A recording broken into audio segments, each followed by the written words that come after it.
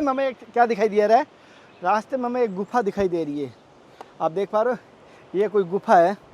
आप जब उस कार्य को ईश्वर की सेवा मानकर करेंगे तब वो कार्य कार्य नहीं होगा, वो काम भी भजन ही होगा। अच्छा, सुख और दुख कोई चीज होती नहीं है, सुख और दुख कोई चीज होती होती नहीं। ही नहीं है। केवल ये हमारे मन की एक कल्पना है। मुझे जो कुछ समझ में ऐसा आता है कि जिस प्रकार भगवान राम ने ब्रह्म हत्या के प्रायश्चित के लिए इस स्थान को चुना, ऐसे ही मैंने भी अपने जीवन में किए हुए अनर्गल अप्रत्याशित कार्यों के प्रायश्चित के रूप में अपने आप को यहाँ भगवान की शरण में ला कर टिकाया। ऐसा क्यों नहीं सोचते 5 व्यक्ति भोजन कर लेंगे और जो कुछ शेष बचेगा वो मेरे प्रारब्ध का होगा, जो शेष बच जाएगा मैं उसको ग्रहण कर लूँगा। आप ऐसा क्यों नहीं सोचते? पहले से ही अपना भाग छटा उसमें क्यों एडजस्ट करते?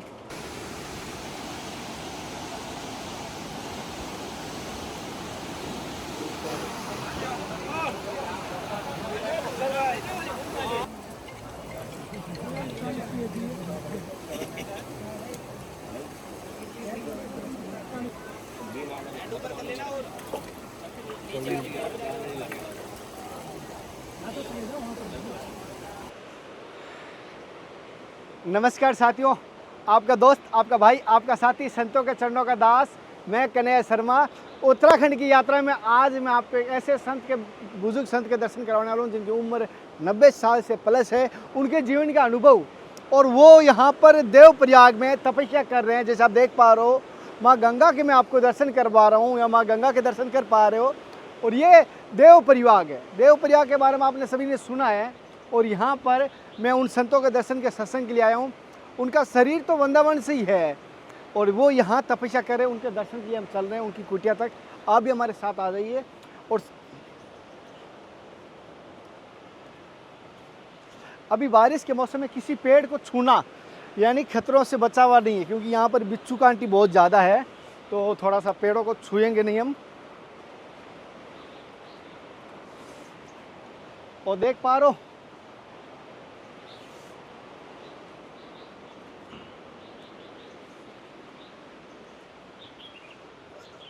रास्ते में हमें क्या दिखाई दे रहा है? रास्ते में हमें एक गुफा दिखाई दे रही है। आप देख पा रहे हो, ये कोई गुफा है। जैसे ये पूरा पहाड़ है, ये गुफा है। और महाराज जी की कुटिया ये ऊपर है, ये महाराज जी की कुटिया है। नीचे तो गुफा है, ऊपर ये कुटिया है। अब महाराज जी के पास चलते हैं।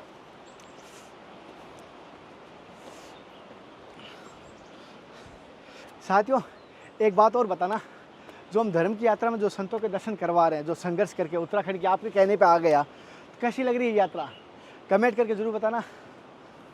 क्या आपको ओनली फॉर सत्संग ही चाहिए, या जो हम दोनों चीज़ कर रहे हैं, कुटिया भी दर्शन करवा रहा हूँ और महाराज जी की आज्ञा हुई तो एड्रेस भी दर्शन करवा दूंगा, एड्रेस भी बता दूंगा। ठीक है, ठीक है, धीरे गुप्त कर ले, हाईलाइट मत करी।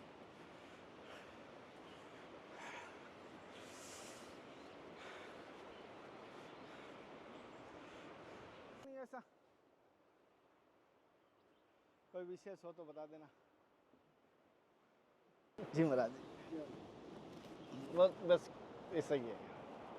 भगवान शिव की स्थापना हो रखी है, हाँ तो वहाँ सुबह शाम में घी का दिया जलाता रहता है। हाँ अगर संभव हो सकता है तो हाँ उसके लिए कुछ घी उपलब्ध होगा तो ठीक है, हाँ, और ठीक कोई है। आवश्यकता नहीं है। ठीक है, मैं घी मंगवा दूँगा, अभी ला दूँगा। ठीक है, थोड़ी अगरबत्ती मिल जाती है या धूप मिल जाती है, ठीक। धूप और घी थोड़ा सा माँ भगवान के लिए। जी महाराज, मैं अभी ये कोशिश करूँगा, अभी इसको ला दूँगा। ठीक, इस दास की तरफ से आपके चरणों में साक्षात दंडवत प्रणाम। तो निरंतर भजन कैसे हो पाए गृहस्थ जीवन में? हम गृहस्थ जीवन में कैसे भगवत प्राप्ति हो सकती है? गृहस्थ जीवन, हमारे सभी ऋषि मुनि गृहस्थ ही थे। अत्रि, वशिष्ठ, विश्वामित्र, दधि, और जितने भी हमारे ऋषि मुनि हैं सब सदगृहस्थ ही थे जी। केवल भगवान शंकराचार्य के समय के आने के बाद से ऐसा हो गया भाई साधु संतों को ब्रह्मचारी रहना चाहिए। लेकिन मैं ऐसा मानता हूँ कि कि सदगृहस्थ जीवन में रहकर जो भजन और साधना हो सकती है वो सरल तरीका है। अच्छा। और एकांत में रहकर सब कुछ पीछे छोड़कर निर्जन वन में या कहीं एक कुटी में बैठ के ईश्वर भजन करना वो थोड़ा मुश्किल है। उसके लिए प्रखर अभ्यास चाहिए। अच्छा। बिना अभ्यास के संभव नहीं है। हाँ। और कार्य जैसे आप कह रहे हैं कि गृहस्थ जीवन में कभी कोई काम अड़चन आई, कभी कोई व्यवहारिक जिम्मेदारी आ गई, तो उससे कोई फर्क नहीं पड़ता है। भजन के और कार्य से उसमें कोई बाधा नहीं है। आप जब उस कार्य को ईश्वर की सेवा मानकर करेंगे तब वो कार्य नहीं होगा, वो काम भी भजन ही होगा। अच्छा। और जैसे कि आप इस मार्ग पे बच्चापन से हो, और आपके जीवन का अनुभव कैसा रहा इस मार्ग पे आने के बाद? जीवन ईश्वर की एक अमानत है। जिस तरह एक पुत्र अपने पिता के लिए उत्तरदायी होता है, ऐसे ही हम भगवान के प्रति उत्तरदायी हैं।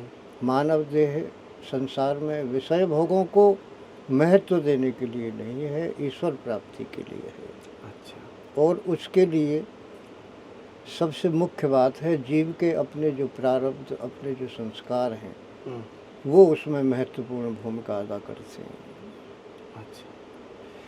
धीरे धीरे धीरे धीरे धीरे धीरे साधना करते करते, ईश्वर का भजन करते करते मन के अंदर जब समर्पण भाव आ जाता है तो भगवान के चरणों में जीवन को समर्पित कर देने से ज़्यादा और कुछ शेष नहीं रह जाता है।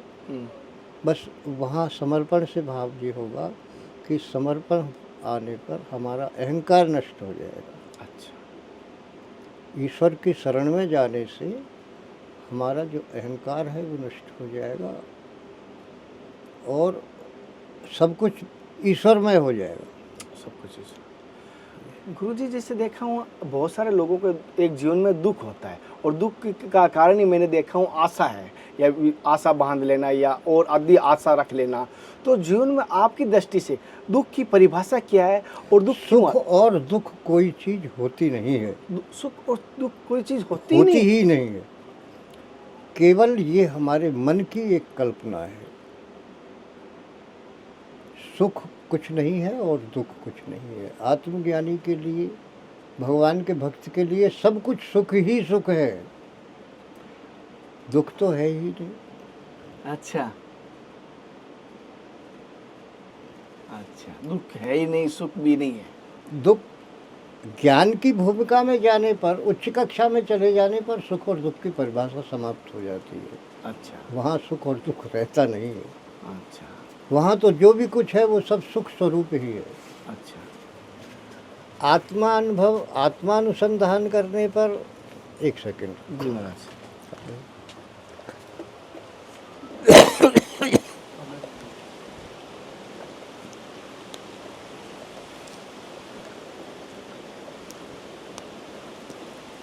साथियों, बाहर बारिश हो गई बहुत ज़्यादा तेज़, और जैसे आप देख पा रहे हो पीछे बाहर बारिश हो रही है, इसीलिए महाराज जी बाहर गए हैं और कपड़े भीग रहे हैं।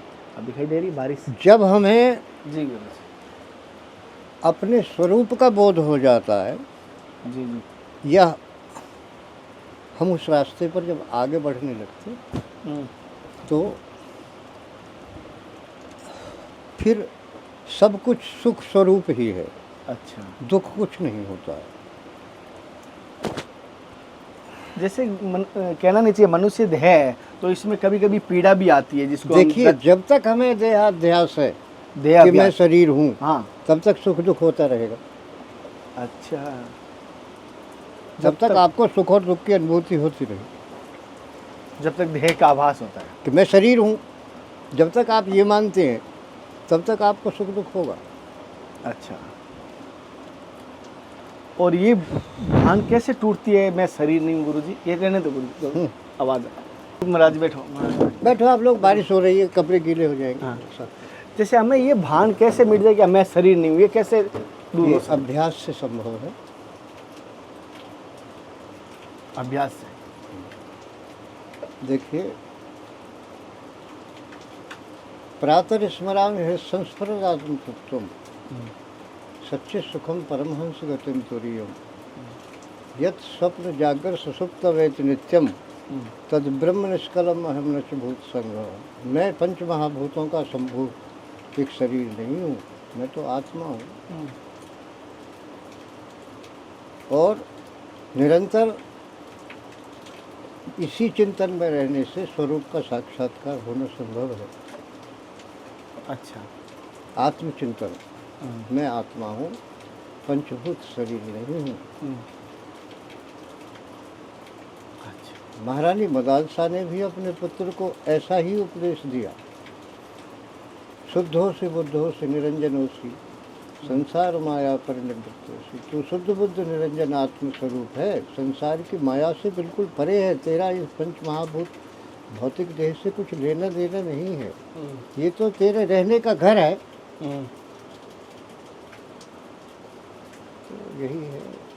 अच्छा। जब तक शरीर भाव रहेगा, देह ध्यास रहेगा, तब तक हमें सुख दुख रहेगा। अच्छा। और जब देहाध्यास समाप्त हो जाएगा, जब हमें ये बोध हो जाएगा कि मैं शुद्ध बुद्ध आत्मा हूँ, परमात्मा का स्वरूप हूँ, परमात्मा का अंश हूँ और ये अखिल ब्रह्मांड मेरा ही स्वरूप है, ऐसा जब बोध हो जाएगा फिर कोई सुख दुख नहीं है।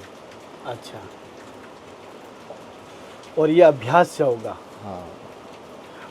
गुरुजी जैसे कहना नहीं चाहिए, हर इन साधक की इच्छा होती है भगवान के दर्शन हो, साक्षात हो। कभी आपके जीवन में ऐसा कोई चमत्कारी घटना? ये एक व्यक्तिगत विषय है। ऐसा अगर ऐसा नहीं हुआ होता तब मैं इतना एकांत प्रिय कैसे हो जाता? जी प्रभु। मैं ऐसा नहीं कह रहा हूँ कि मुझे भगवान मिले होंगे कहीं, नहीं। लेकिन ये स्वतः के अनुभव के ऊपर निर्भर करता है। आपका अनुभव आपको इस रास्ते में आगे बढ़ाता है। अच्छा। तो महाराज जी क्या, जैसे मैंने देखा है कि पाप, देखिए हवा चलती है। हाँ गुरुजी। हमें सर्दी के मौसम में ठंडी और गर्म के मौसम में गर्म तापमान वाली हवा महसूस होती है, लेकिन हवा, हम जानते हैं कि हवा चल रही है, लेकिन हम उसको बता नहीं सकते, पकड़ नहीं सकते, उसका कोई रूप नहीं है, कोई आकार नहीं जी। तो उसी प्रकार ईश्वर। हाँ, ईश्वर सर्वव्यापक है। जैसे आकाश सर्वव्यापक है, हाँ, ऐसे ही ईश्वर सर्वव्यापक है, सर्वज्ञ है, सर्वदा है, सर्वत्र है। अच्छा। जैसे महाराज जी एक आप गुरु जी के दिए हुआ आपका शुभ नाम महाराज जी? मेरा नाम राम नरेश दास है। अच्छा। जैसे महाराज जी आप वृंदावन से यहाँ आए, यहाँ पर उत्तराखंड में पहाड़ों में, और जैसे ठंडा एरिया है ये तो 12 महीने रहता है, तो क्या भाव आया कि उत्तराखंड की आपकी इच्छा हुई यहाँ तपस्या? ऐसा नहीं है, मैं यहाँ पहली बार नहीं आया। मैं हमेशा कभी 4 महीने, कभी 6 महीने, कभी 2 महीने यहाँ देवप्रयाग में बहुत बार रहता हूँ। अच्छा। तो मुझे ये जगह बहुत अच्छी लगती है मेरे मन को। ऐसे मैंने भारत को लगभग भ्रमण करके देखा चारों दिशाओं में। हाँ। द्वारका, जगन्नाथपुरी तक, उधर आपके दक्षिण में कर्नाटक तक, उत्तर में भगवान बद्री नारायण जी। तो बहुत से तीर्थों में, बहुत सी स्थानों पर, बहुत से संत महात्माओं से मैं अपने जीवन में मिला, लेकिन मुझे जो कुछ समझ में ऐसा आता है कि जिस प्रकार भगवान राम ने ब्रह्म हत्या के प्रायश्चित के लिए इस स्थान को चुना, ऐसे ही मैंने भी अपने जीवन में किए हुए अनर्गल अप्रत्याशित कार्यों के प्रायश्चित के रूप में अपने आप को यहाँ भगवान की शरण में ला कर टिकाया। अच्छा।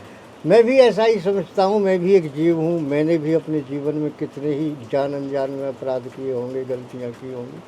यदि यहाँ रहने से भगवान की ब्रह्म हत्या छूट सकती है तो मेरे पापों का भी गंगा माँ जरूर निवारण कर देगी, मुझे ऐसा दृढ़ विश्वास है। अच्छा। और उसी दृढ़ विश्वास के बल पर मैं यहाँ रहता हूँ। गुरुजी जैसे मैंने संतोष से सुना कि निष्काम जो भक्ति है, निष्काम सेवा की जाए तो उसका फल पाप पुण्य दोनों नहीं बनता। लेकिन कभी कभी जैसे हम प्रसाद बना रहे हैं 5 बंदों का, उसमें अब छठा मैं भी हूँ, तो अब मन में तो ये भी होगा कि 6 जनों का बना लूँ जिसमें मुझे भी प्राप्त हो जाएगा, तो क्या वो आसक्ति मानी जाएगी? हाँ, आसक्ति ही होगी। उसमें आसक्ति जुड़ जाती है ऑटोमेटिक। तो आप ऐसा क्यों नहीं सोचते 5 व्यक्ति भोजन कर लेंगे और जो कुछ शेष बचेगा मेरे प्रारब्ध का होगा, जो शेष बच जाएगा मैं उसको ग्रहण कर लूँगा। आप ऐसा क्यों नहीं सोचते? पहले से ही अपना भाग छठा उसमें क्यों एडजस्ट करते? सत्य वचन है, ये ध्यान में नहीं आया गुरु जी, कभी ऐसा विचार ही नहीं आया। गुरु जी जैसे संतों के पास जाऊं तो किन बातों का ध्यान रखूं कि मुझे अन्याय पाप ना हो जाए? संतों के पास जाकर किसी भी प्रकार का ध्यान रखने की जरूरत नहीं है। संत की शरण में जाने से सब कुछ अनावश्यक जो विचार है हमारे दिमाग में जी। वो ऑटोमेटिक ही पीछे छूट जाएगा। संत के समागम का लाभ ही यही है कि जो अनर्थक वस्तु होगी वो वहाँ पहुँचेगी ही नहीं। संत की तपस्या में ही इतनी, साधना में ही इतना बल है कि वो वस्तु वहाँ जा नहीं सकेगी। उसका एक मैं उदाहरण देता हूँ। काकभूषुंड ऋषि नीलगिरी पर्वत पर रहते हैं जी। पक्षीराज गरुड़ को जब संदेह हुआ तब वो वहाँ उनके पास गए, भगवान शिव के पास भी गए, सभी के पास गए। तब अंत में उनको भगवान ने यही कहा कि नीलगिरी पर्वत पर गरुड़ जी, भगवान काकभूषुंड ऋषि रहते हैं, आप वहाँ जाइए। और वो नीलगिरी पर्वत की विशेषता है, वहाँ पर वो निरंतर भगवान की कथा कहते हैं। और वहाँ जाने से आपका ये जो भ्रम है, मोह है, ये दूर हो जाएगा। तो जैसे ही का पक्षीराज गरुड़ नीलगिरी पर्वत के समीप पहुँचे तो काकभूषुंड ऋषि उस पर्वत पर जो कथा कहते हैं, वो राम कथा का प्रभाव जहाँ तक उसका विस्तार है उस वाणी का, वहाँ तक माया व्याप्ति ही नहीं। तो संत तो भगवान का भजन कर रहा है, उसके पास जाकर माया क्या करेगी, क्या काय को व्यापेगी। भगवान के भजन में बड़ी ताकत है, बड़ा सामर्थ्य है। अच्छा, भजन होना चाहिए, भजन का नाटक नहीं, नाटक नहीं, भजन होना चाहिए। अच्छा। अगर महाराज जी जैसे कोई आज की टाइम में जैसे धूपबत्ती करता है आग मंदिर में, क्या उसे भजन माना जा सकता है? हाँ, वो भी एक भजन का अंग है। जैसे चाहे दिखाने के लिए करे? नहीं, देखिए, एक व्यक्ति रामलीला में राम का पाठ करता है या सीता जी का पाठ करता है या हनुमान जी का या और कोई भी बाली, अंगद, सुग्रीव, किसी का भी पाठ करता है। हम ये खूब जानते हैं कि ये व्यक्ति राम नहीं है, ये व्यक्ति सीता जी नहीं है, लेकिन जिस समय में वो पार्ट प्ले कर रहा होता है उस समय में हमारा अंतःकरण और हमारे अंतःकरण की भावना यही होती है कि राम और सीता ही हैं। और उनको देखते ही जब पर्दा हटता है तब हम अचानक चिल्ला पड़ते हैं, भगवान राम की जय हो। जबकि हम जानते हैं कि मनमोहन है, वो परा उस मोहल्ले वाला लड़का है, वो राम भला हुआ, हमको जानते हैं। अच्छा, जस काछिए तस चाहिए नाचा, जैसा वेश होता है वैसा ही उसका प्रभाव होता है। और गुरुजी जैसे कि कहते हैं ना, जब पूरा मंथन करने के बाद कुछ मात्र में घी निकलता है, पूरा दूध का मंथन करने के बाद कुछ मात्र घी निकलता है, लेकिन दूध में घी छिपा होता है, वही साधक बता सकता है जो मंथन किया है।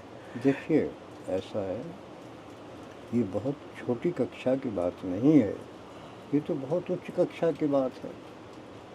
और उस रहस्य को समझने के लिए भी अंतःकरण उतना प्रशस्त होना चाहिए। सब किसी की समझ में नहीं आ जाएगी, वो बात बताने पर भी नहीं समझ में आएगी। आपका अंतःकरण उसको ग्रहण करने की कैपेबिलिटी रखना चाहिए, तब तो ग्रहण कर पाएंगे। जी गुरुजी। अच्छा गुरुजी, मेरे से कोई गलती हुई है, अब बहुत समझ के मुझे ऐसे माफ़ी चाहता हूँ, कोई गलती हो जाए। ऐसा कुछ नहीं है। देखिए, ये तो संयोग है, आप घूमते घामते आ गए, संयोग से मुलाकात हो गई, आपके कुटिया पे चरण पड़े, ये भी पवित्र हो गई। नहीं महाराज जी, जैसे आपका कोई अगर नाम स्थान पूछे तो बता सकता हूँ या गुप्त रखना चाहिए, आप जैसा कहेंगे? देखिए, मैंने आपको पहले भी बताया, साधु संत महात्मा को प्रचार का माध्यम नहीं होना चाहिए। आप नाम पता सब गुप्त रखिए, भले जो भी कुछ विचारधारा है उसको आप शो करिए, ठीक है महाराज, लेकिन नाम पता करिए। जैसे उससे क्या है ना, व्यर्थ में एक झमेला करा हो जाता है। जैसे साथियों, महाराज जी ने कहा है नाम एड्रेस मना किया है, बाकी फिर भी कह रहा हूँ, भगवान को प्राप्त करने वाला, गुरु को तलाश करने वाला, वो तो ढूंढ लेता है, कहते हैं ढूंढने पर तो भगवान मिल जाता है, वो बात है। लेकिन मैं स्थान नहीं बता सकता हूँ, वचनबद्ध हूँ। और फिर भी महाराज जी की सत्संग ली, अंतःकरण से हृदय निर्मल होने की वजह से मैं कहूँ, कभी मेरे असुरों की धारा बह जाए तो मुझे माफ़ करना है। मुझे रोना या भाव या खुशी नहीं है, ये कुछ मुझे खुद को अभी तक नहीं समझ पाया मैं, ये क्या हो जाता है सत्संग के समय महाराज जी, और असुरों की धारा रोक ही नहीं पाता हूँ कभी कभी। मम गुण गावत पुलक शरीरा, गदगद गिरा नयन बह नीरा। भक्त का वही लक्षण है। सुतीक्षण ऐसे ही थे। अच्छा।